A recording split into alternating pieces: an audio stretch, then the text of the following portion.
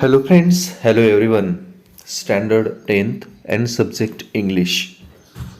Friends, in the last video, we have started to discuss on 1.5 his first flight. In that video, we have discussed on the warming up session and some introductory part of this story. Friends, this story was written by Liam O. Flaherty. Liam O. Flaherty was born in Ireland on 28th August 1896. He is known for his extraordinary storytelling abilities and his keen sense of observation. Beginning with a career in the army, he went on to work as a seaman. It was his brother Robert O. Flaherty who encouraged him to write down his experiences. Due to his political appeals, he had to leave Ireland. He then took up writing seriously. The first flight, the Informer are among some of his famous works. Friends, the first flight, the Sniper, and the Informer are among some of his famous works in writing. मित्रांनो, his first flight ही कथा जी आहे ती कथा Liam O'Flaherty यांनी लिहिलेली आहे. Liam ओ फ्लेअर्टी यांचा जन्म 28 ऑगस्ट 1896 मध्ये आयर्लंड येथे झाला. असामान्य अशा कथाकथन कौशल्यामुळं आणि बारकाईनं निरीक्षण करण्याच्या गुणधर्मामुळं ते विशेषत्वानं ओळखले जात असत. भूदलामध्ये कारकिर्दीस प्रारंभ करून त्यानंतर ते नौसैनिक म्हणून काम करू लागले. त्यांचे भाऊ रॉबर्ट ओ फ्लेअर्टी यांनी त्यांना आपले अनुभव लिहिण्यास प्रोत्साहन दिले. राजकारणाशी संबंधित असल्यामुळे त्यांना आयर्लंडमधून हद्दपार व्हावं लागलं. त्यानंतर त्यांनी गंभीरपणे लेखन करण्यास सुरुवात केली. The first flight, the sniper and the informer ही त्यांच्या प्रसिद्ध साहित्य कृतींपैकी काही पुस्तकं आहेत. त्यामधीलच द फर्स्ट फ्लाईट या त्यांच्या साहित्यकृतीची थोडक्यात कथा आपण आपल्या पाठ्यपुस्तकात आपल्या कोर्सबुकमध्ये पाहत आहोत. Friends, in the last video we discussed on warming up and first 3 paragraphs. First, we will read all these paragraphs and then we will discuss on remaining story of this lesson. So friends, pay attention and open your book, page number 31. His first flight, or pay attention on the screen. Friends, his first flight ही जी कथा आहे त्याची पहिली भरारी किंवा त्याची पहिली झेप ही कथा आज आपण पाहतो. यातले पहिले 3 पॅरेग्राफची चर्चा आपण केलेली आहे आणि आता ते पहिले 3 पॅरेग्राफ आपण वाचूया. सर्वजण लक्ष द्या आणि त्यानंतर उर्वरित कथेचा आपण चर्चा करूया. Okay friends, his first flight. The young seagull was alone on his ledge. His two brothers and his sister had already flown away the day before. He had been afraid to fly with them. Somehow, when he had taken a little run forward to the brink of the ledge and attempt to flap his wings, he became afraid. The great expanse of sea stretched down beneath, and it was such a long way down, miles down.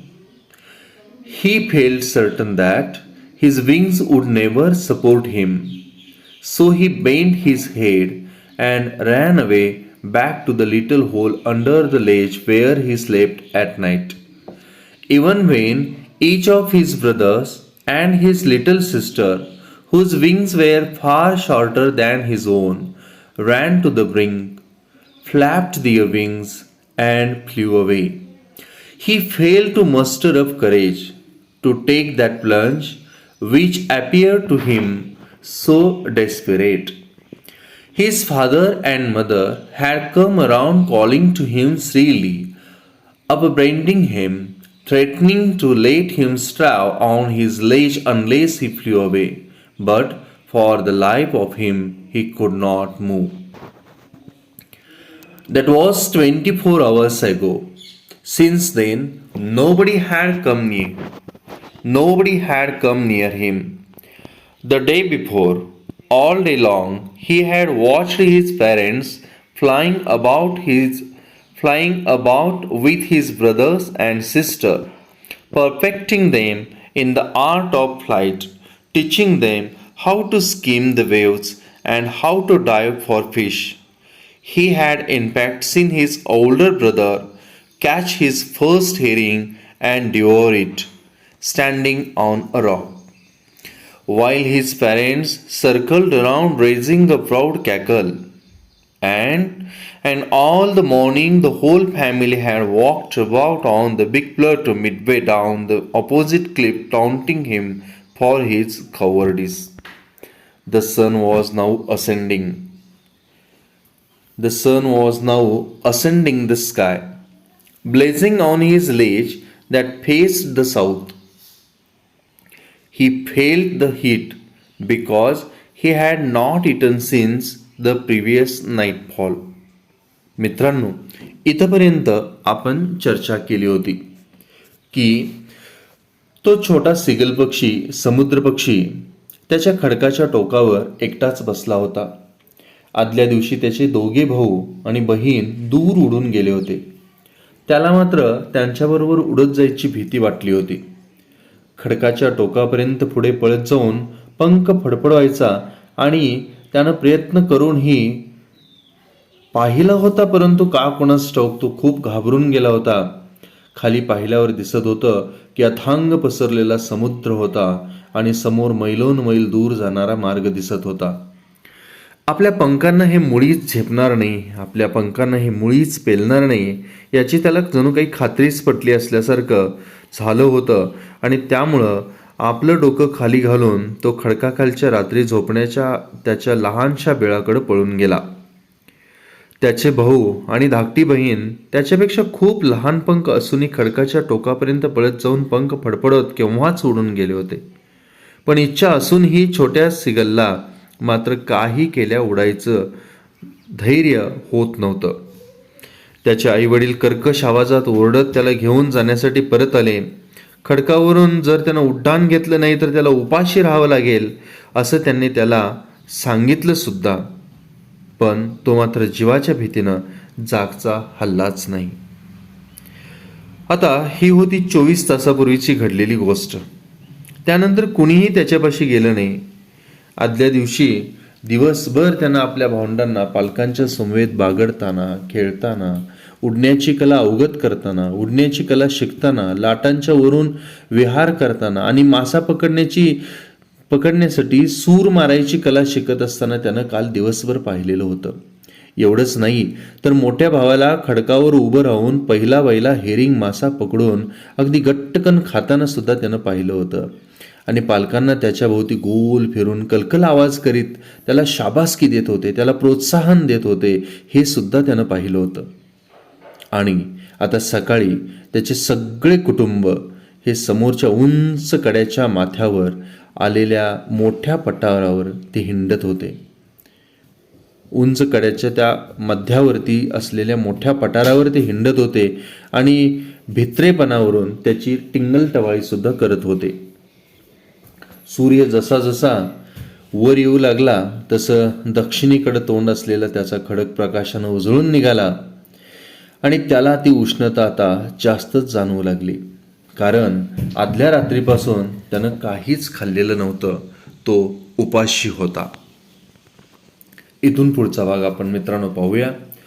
He stepped slowly out to the brink of the edge and standing on one leg with the other leg hidden under his wing. He closed one eye, then the other, and pretended to be falling asleep. Still they took no notice of him. He saw his two brothers and his sister lying on the plateau, dozing with their heads sunk into their necks. His father was preening the feathers on his white back. Only his mother was looking at him. He was standing on a little high hump on the plateau. Her white breast thrust forward.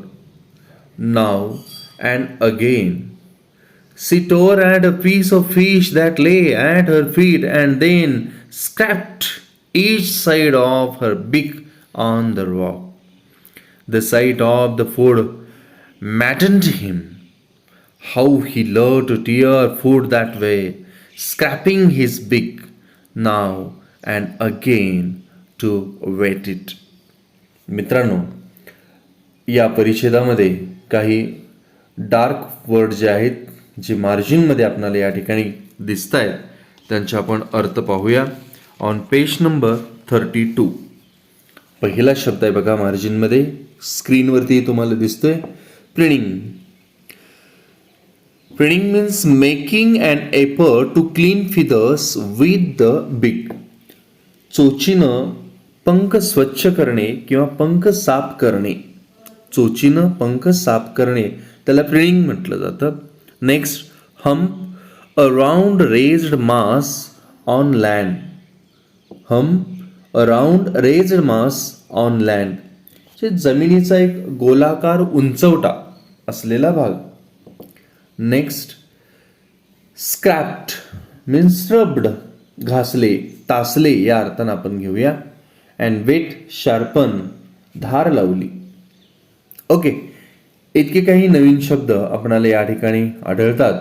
पहा पुन्हा paragraph, तो काय होता paragraph, तर he stepped slowly out to the brink of the ledge and standing on one leg with the other leg hidden under his wing, he closed one eye and then the other and pretended to be falling asleep. भूक तर खूप लागलेली होती, अस्वस्थता जाणवत होती.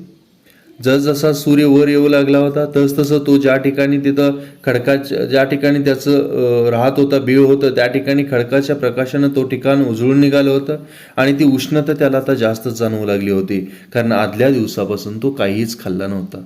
मग काय केलं तो, he stepped slowly out to the brink of the ledge and standing on one leg with the other leg hidden under his wing, he closed one eye, then the other and pretended to be falling asleep. हळूच तो खडकाच्या टोकापाशी आला. एका पायावर उभं राहून दुसरा पाय आपल्या पंखाखाली घेत त्यानं एक एक करून डोळे मिटले आणि झोपेचं सोंग घेतलं. स्टील दे टूक नो नोटीस ऑफ हिम. त्यानं असं जरी केलं असलं तरी देखील त्याच्या घरच्यापैकी कुणीही या गोष्टीची दखल घेतली नाही, त्याच्याकडे कुणीही लक्ष दिलं नाही. He saw his two brothers and his sister lying on the plateau, dozing with their heads sunk into their necks. His father was spreading the feathers on his white back. Only his mother was looking at him.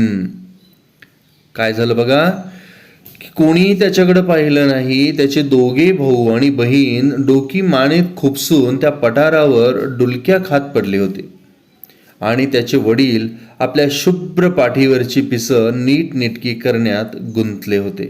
आपल्या पाठीवरची शुभ्र पिसं चोचीनं स्वच्छ करत होते, साफ करत होते.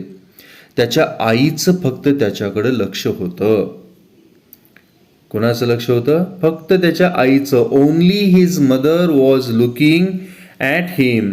फक्त त्याच्या आईचं त्याच्याकडे लक्ष होतं. She was standing on a little high hump on the plateau under white breast thrust forward. आईचंच फक्त लक्ष होतं. पठारावरच्या एका उंचवट्यावर आपली पांढरी शुभ्र छाती पुढे काढून ती उभी होती.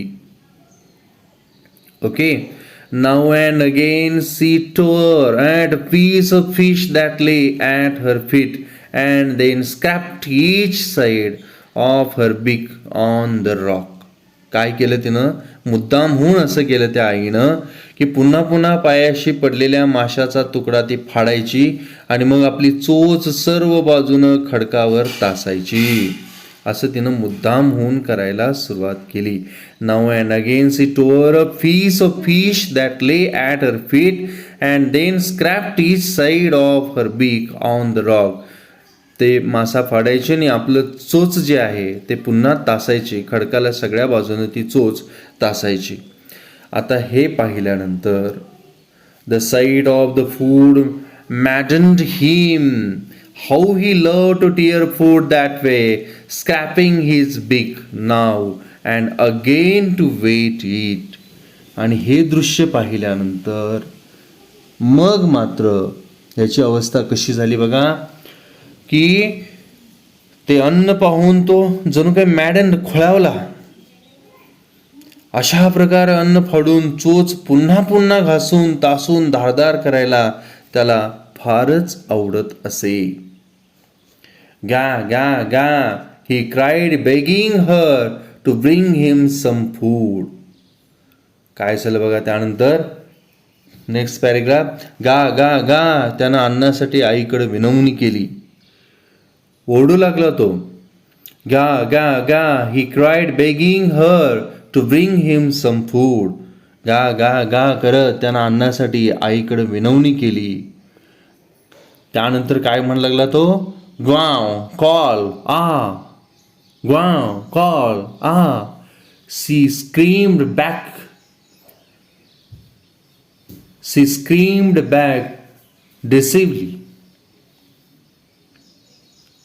त्यानं गा गा गा करून अन्नाकडे विनवणी केल्या, आईकडे अन्नासाठी विनवणी केली आणि ग्वाव कॉल आ ती उपहासानं ओरडली.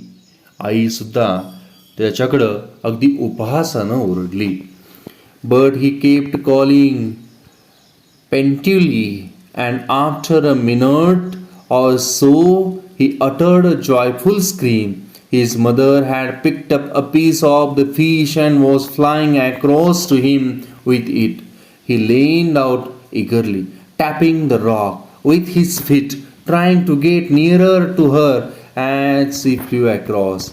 But when she was just opposite to him, she halted, her wings motionless, the piece of fish in her beak almost within reach of his beak.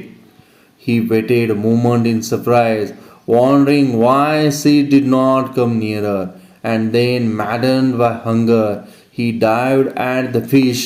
With a loud scream, he fell outwards and downwards into space. Then a monstrous terror seized him and his heart stood still. He could hear nothing, but it only lasted a minute. The next moment he felt his wings spread outwards. The wind rushed against his wrist feathers, then under his stomach and against his wings. He could feel the tips of his wings cutting through the air. He was not falling headlong now. He was soaring gradually downwards and outwards. He was no longer afraid. He just felt a bit dizzy. Then he flapped his wings once and he soared upwards. Ga, ga, ga, ga, ga, call, call, ah. His mother swooped past him, her wings making a loud noise. He answered her with another scream. Then his father flew over him, screaming. He saw his two brothers and his sister flying around him, curveting and banking and soaring and diving. मित्रांनो, या परिच्छेदामध्ये on page number 32 या परिच्छेदामध्ये काही bold लेटरमध्ये जे शब्द आहेत त्यांचे पहिल्यांदा आपण अर्थ पाहूया. वेट मीन्स आपण पाहिलेलं आहे की शार्पन, तासलं, धार लावली या अर्थानं. Next, derisively, in a manner showing someone that she or he is stupid. Actor उडवत या अर्थानं किंवा उपहासाने. plaintively expressing sorrow. अगदी केविलवाणी अवस्था, रडवलेलं झालेलं, रडत असलेलं या अर्थानं. मित्रांनो, या ठिकाणी काही गेस द मिनिंग ऑफ म्हणून आपल्याला दिलेले आहे. यांचे अर्थ तुम्ही शोधायचे. For example, soar means flying in to the air, की उंचावर जाणे, उंचावर तरंगत राहणे या अर्थानं या ठिकाणी आपण घ्यायचं आहे. Soar means flying in to air. Flying in to air means उंचावर तरंगत राहणे. मॅडन बाय हंगर, की भुकेनं खोळा होणे या अर्थानं. सीज्ड, पकडले, असे तुम्ही अर्थ शोधायचे. मॉन्स्टरस मीन्स शॉकिंग, धक्कादायक. शॉकिंग, धक्कादायक. Dizzy, having an uncomfortable feeling of spinning round and losing one's balance. Dizzy, having an uncomfortable feeling of spinning round and losing one's balance.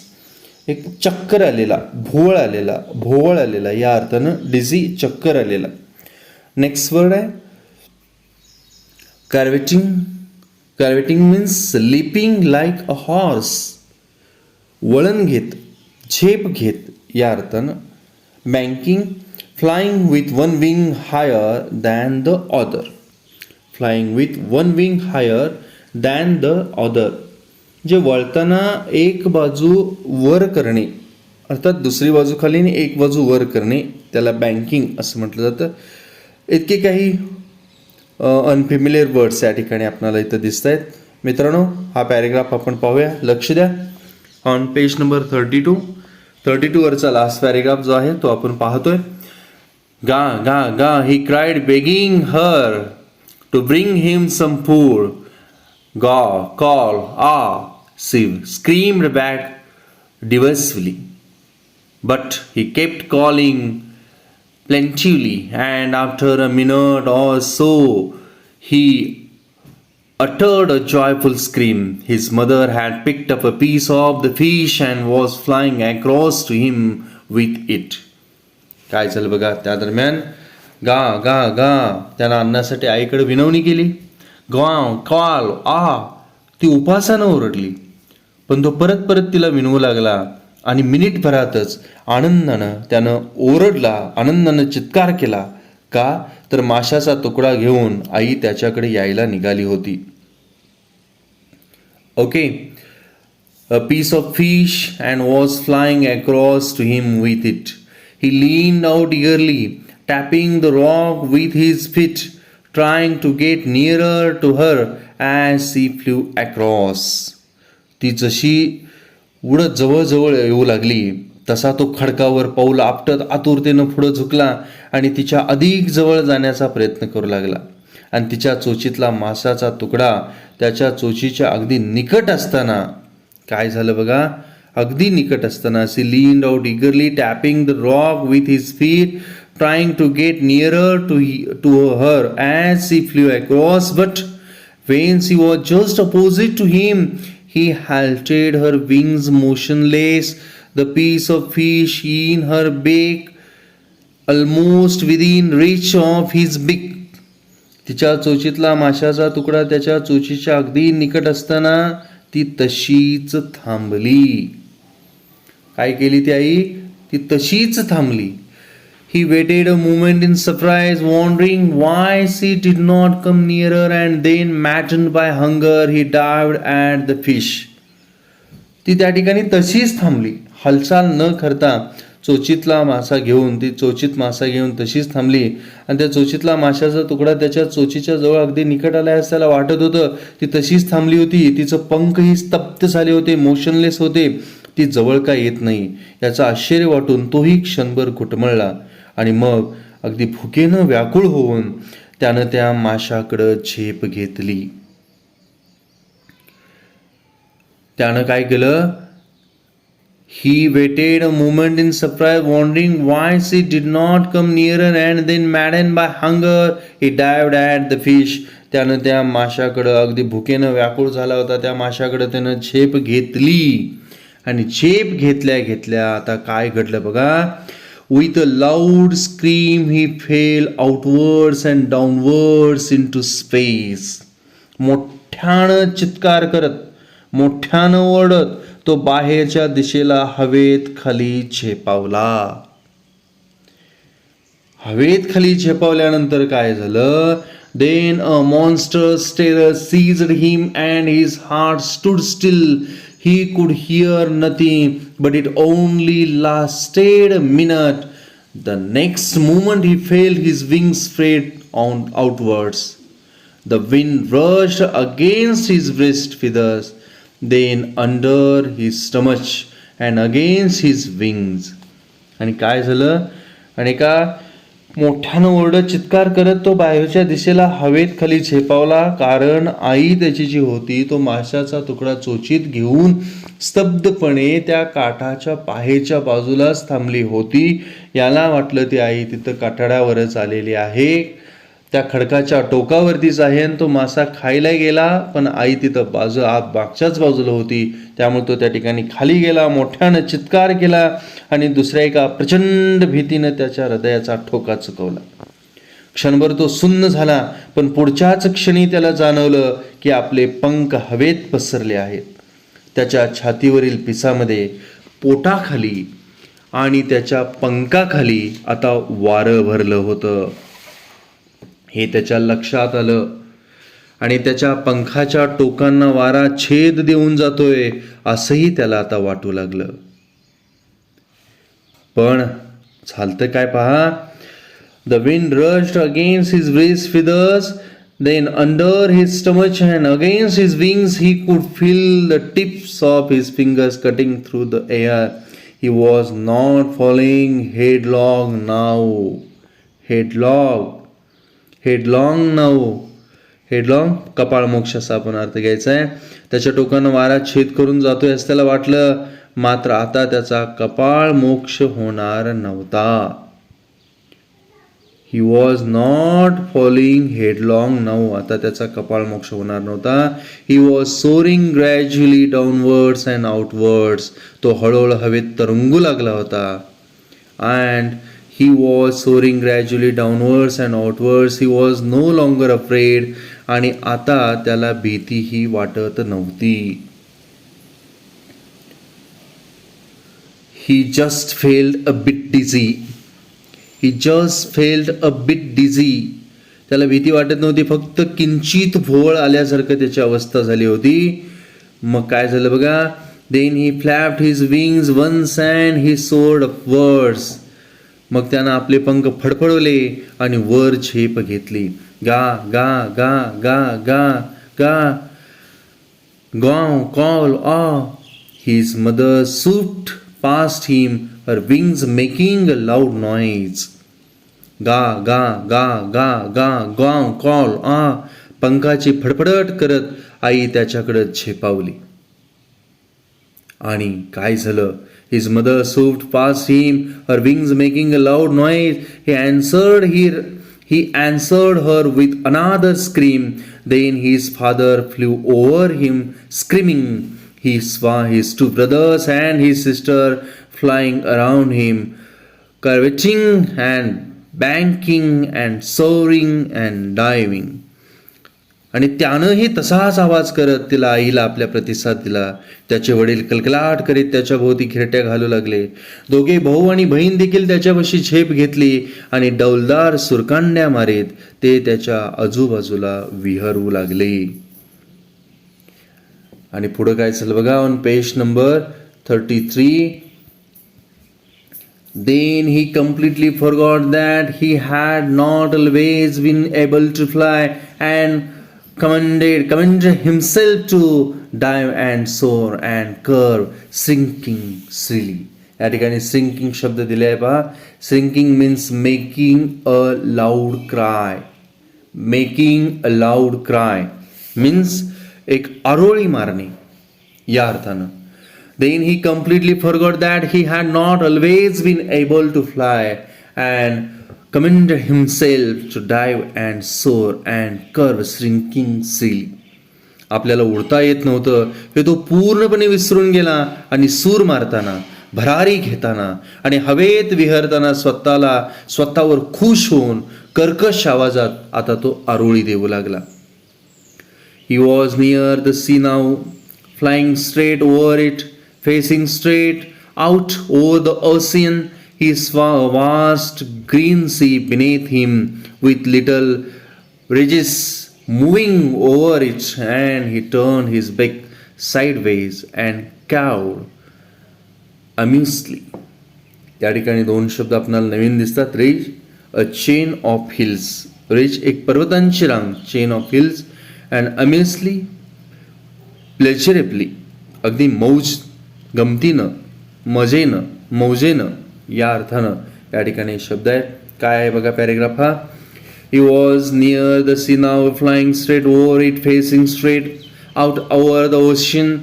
He saw a vast green sea beneath him, with little waves moving over it, and he turned his beak sideways and cawed amusedly. तो आता समुद्राच्या जवळ येऊन पोहोचला. समुद्राच्या पृष्ठभागावरून समांतर उडत सरळवरच्या दिशेने त्यानं झेप घेतली होती. खाली पसरलेला हिरवागार विशाल सागर आणि त्यातून डोकावणारे लहान लहान सुळके त्याला आता दिसू लागले होते आणि चोच बाजूला वळवून तो आता आनंदानं चित्कार करत होता. त्या पर्वतरांगा त्याला आता दिसू लागल्या होत्या. आनंदानं तो चित्कार करत होता. आनंदानं आता त्यानं भरारी घेतली होती. And the next paragraph. His parents and his brother and sister had landed on this green flooring ahead of him. They were beckoning to him, calling shrilly. He dropped his legs to stand on the green sea. His legs sank into it. He screamed with fright and attempted to rise again, flapping his wings.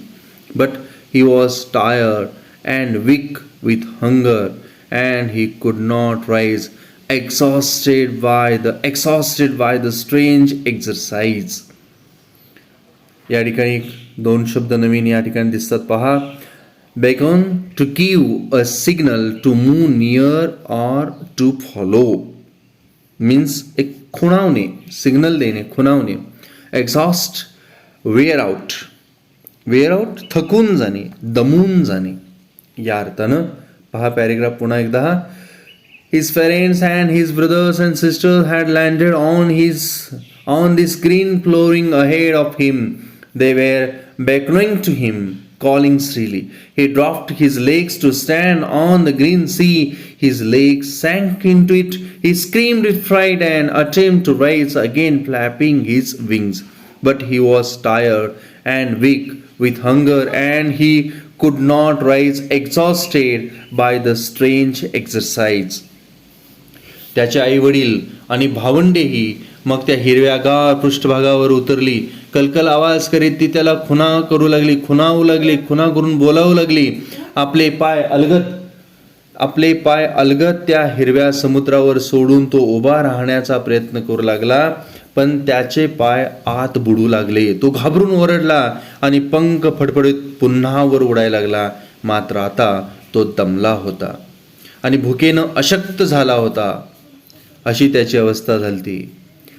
कारण त्या वेगळ्या प्रकारचा व्यायाम करून थकल्यामुळं त्याला पुन्हा उडताही येईना. Exhausted by the strange exercise, his feet sank into the green sea, and then his belly touched it, and he sank no further. He was floating on it, and around him his family was screaming, praising him, and their beaks were offering him scraps of dogfish. He had made his first flight. He had made his first flight. मित्रांनो, भुकेनं अशक्त झाला होता आणि हा वेगळ्या प्रकारचा व्यायाम करून थकल्यामुळे त्याला आता उडताही येईना असं झालं होतं. त्यानं पाय हिरव्या समुद्रात शिरले, पोट हलकंच पाण्याला टेकलं आणि मग तो आणखी खाली बुडला नाही. आता तो छानपैकी तरंगू लागला. त्याचे कुटुंबीय त्याच्याभोवती फेर धरून कलकल करीत त्याचे कौतुक करू लागले आणि आपल्या चोचीतून त्याला डॉग फिशचे, माशाचे तुकडे भरवू लागले. सगळे कुटुंबीय त्याला माशाचे तुकडे भरवू लागले. अशी घेतली त्यानं आपली पहिली भरारी. He had made his first flat. आणि अशा प्रकारे त्यानं आपल्या आयुष्यातली ही पहिली भरारी घेतली होती. मित्रांनो, this story which is written by Liam O'Flaherty. Liam O'Flaherty यांनी लिहिलेली ही कथा आपण पाहिली आहे. अतिशय प्रेरणादायी ही कथा आहे मित्रांनो.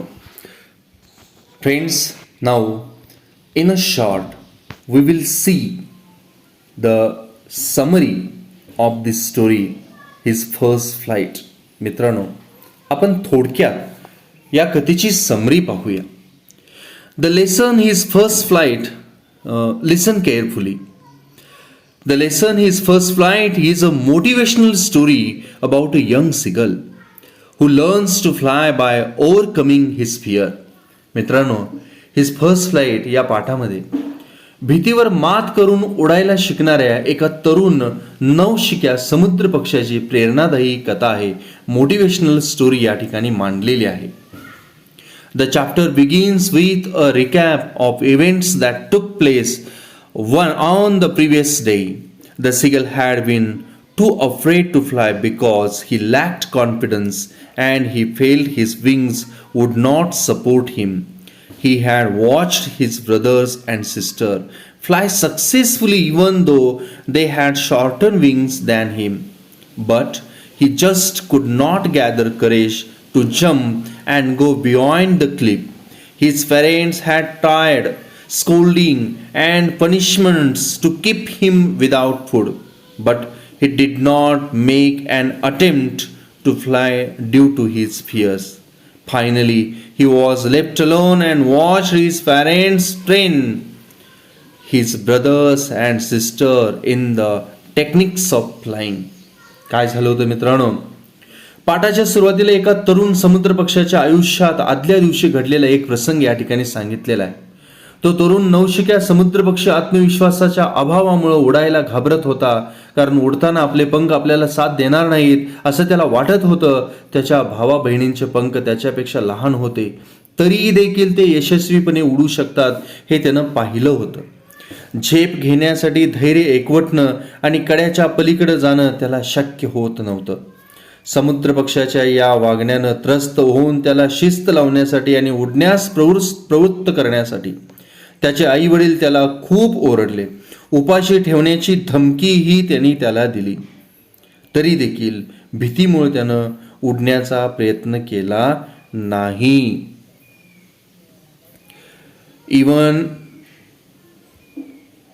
Even after going hungry for 24 hours, he did not get off the ledge. He did not get off the ledge. His family paid no attention to him and continued their search for food. Only his mother looked at him and tempted him with the sight of his favorite food, fish.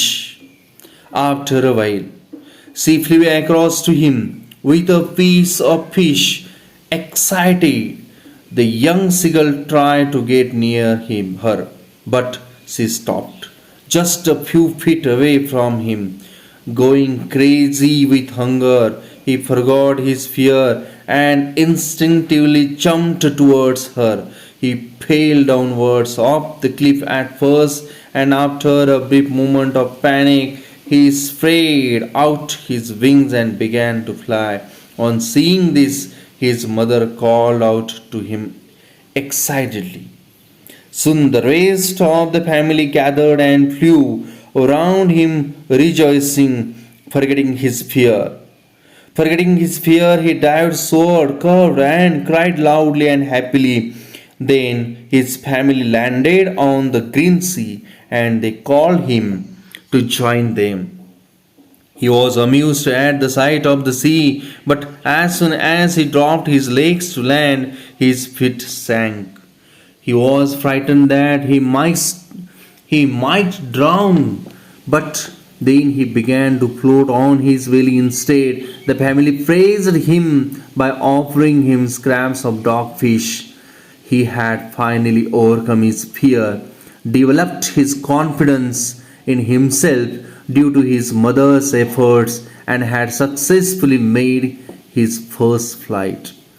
Friends, the lesson teaches us that we can overcome fear and achieve a lot in life if we let go of our fears.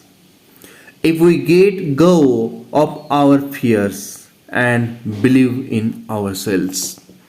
मित्रांनो, आपण पाहिलेलं आहे की समुद्र पक्षाच्या या वागण्यानं त्रस्त होऊन त्याला शिस्त लावण्यासाठी आणि उडायला प्रवृत्त करण्यासाठी त्याचे आई वडील त्याला खूप ओरडले, उपाशी ठेवण्याची धमकी दिली, तरी देखील भीतीमुळे त्यानं उडण्याचा प्रयत्न केला नाही. शेवटी त्याला एकटं सोडण्यात आलं. आई वडील आपल्या बहीण भावंडांना उडण्याचं प्रशिक्षण देत आहेत. आपली भावंड यशस्वीपणे उडायला शिकत आहेत हे तो पाहत होता. दुसऱ्या दिवसापर्यंत तब्बल 24 तास उपाशी राहूनही तो उडण्यासाठी खडकाच्या कपारी बाहेर आला नाही. अन्नाच्या शोधात भटकत असलेलं त्याचं कुटुंबीय त्याच्याकडं लक्ष देत नव्हतं. फक्त त्याची आई त्याच्याकडे पाहत होती आणि त्याचं आवडतं खाद्य असलेला मासा दाखवून त्याला लालूच दाखवत होती. काही वेळानं उडून ती त्याच्या पलीकडच्या बाजूला गेली. मासा खाण्यास उत्सुक असलेल्या समुद्रपक्षानं आपल्या आईजवळ जाण्याचा प्रयत्न केला, पण ती त्याच्यापासून काही पावलं दूर राहिली. भुकेनं व्याकुळ झालेल्या त्या तरुण नवशिक्या समुद्रपक्षाला आता मात्र आपल्या भीतीचा विसर पडला. खूप भूक लागली होती आणि त्यानं आईच्या दिशेनं अगदी सहजपणे उडी मारली आणि क्षणार्धातच तो कड्यावरून खाली कोसळला. काही सेकंद गोंधळलेल्या भीतीदायक अवस्थेत घालवल्यावर त्यानं आपले पंख फैलावले आणि उडायला सुरुवात केली. मुक्तपणे भराऱ्या घेत तो आनंदानं ओरडू लागला. भीतीचा पूर्णपणे विसर पडून त्या समुद्र पक्षानं सूर मारली, झेप घेतली, वळणदार भराऱ्या मारल्या आणि आपल्या कर्कश आवाजात आनंदानं आरोळ्या ठोकू लागला. त्यानंतर त्याचे कुटुंबीय हिरव्या समुद्रावर उतरले आणि त्यालाही त्यांनी खाली येण्यास सांगितलं. समुद्राचं दृश्य पाहून तो आश्चर्यचकित झाला. मात्र खाली आल्यावर जमिनीवर टेकताच त्याचे पाय रुतू लागले. क्षणभर आपण वाहून जाऊ असं त्याला वाटलं, मात्र लगेचच स्वतःला सावरून पोटावर पडून तो पोहू लागला. समुद्रपक्षाच्या या कामगिरीवर खुश होऊन बक्षीस म्हणून त्याच्या कुटुंबियांनी त्याला डॉगफिश अर्थात माशाचे तुकडे दिले. अशा प्रकारे तो समुद्रपक्षी उडायला शिकला. त्यानं भीतीवर मात केली, आत्मविश्वास कमावला. आईच्या प्रयत्नामुळं त्यानं आयुष्यातील ही पहिली भरारी घेतली होती. आपण भीतीवर मात करू शकतो. स्वतःवर विश्वास ठेवला तरी आपण आयुष्यात जे हवं ते मिळवू शकतो. हा संदेश आपल्याला या पाठामधून लियम ओ फ्लेअर्टी यांनी दिलेला आहे. मित्रांनो, अशा प्रकारे आपण हिज फर्स्ट फ्लाईट हा पाठ या ठिकाणी पाहिलेला आहे. Friends, all of you must read this whole lesson and recite the unfamiliar words and phrases from the margin and learn it. Read again and again this lesson, this story. Friends, We will discuss the margin questions and activities from English workshop in the next video. So friends, thank you very much for watching this video. Thank you.